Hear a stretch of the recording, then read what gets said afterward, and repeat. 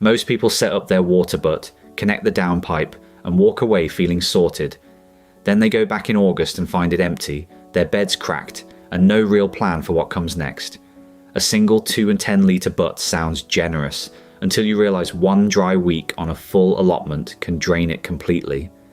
By the end of this, you will know exactly how to collect, store and manage rainwater, so your plot stays watered even through a dry spell, not just when it rains.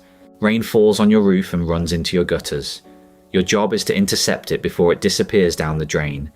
You need a roof with guttering, shed, greenhouse, or polytunnel all work. You need a diverter kit, a water butt, and a stand. The diverter fits into your existing downpipe and redirects water into the butt while it's filling, then routes overflow back down the pipe when it's full. No overflow plan means water pooling against your shed foundations. Do not skip it. Raise your butt on a stand. Purpose-built or stacked breeze blocks. So a watering can fits under the tap. 40 to 50 centimeters of clearance is enough. Position it directly under your downpipe, close to the beds you water most. If your plot has a slope, use it. A butt on high ground gives you natural pressure and a noticeably better flow rate. Mark a point on the downpipe roughly 5 centimeters above the inlet height of your butt. Cut the pipe cleanly at that mark using a hacksaw. Fit the diverter according to the kit instructions. Most clip directly into the cut section without adhesive.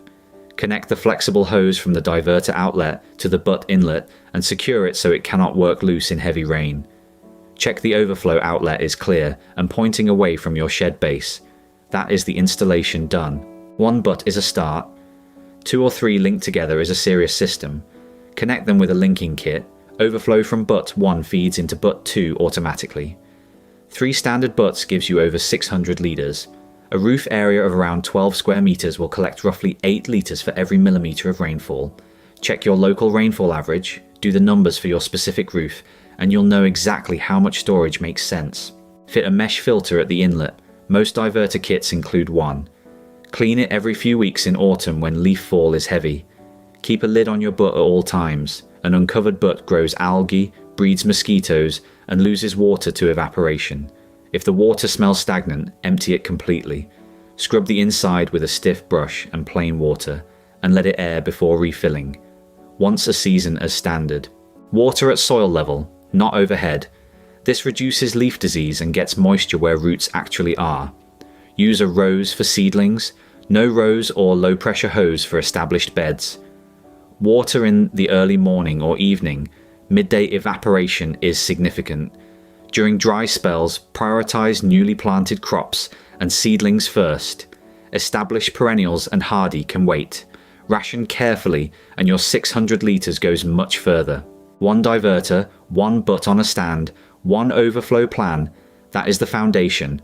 Link multiple butts to build real storage capacity, keep them covered, and filter debris at the inlet. Use what you collect at soil level, in the cool parts of the day, and prioritize the plants that need it most. So, over to you. When your butts run dry midsummer, do you have a backup plan? Or do you end up hauling water from the standpipe and quietly regretting it? Tell us in the comments what your current setup looks like and what you wish you had done differently from the start. That is one more method you can actually use. Subscribe to Grow a Lot Studio and I will keep showing you exactly how it is done.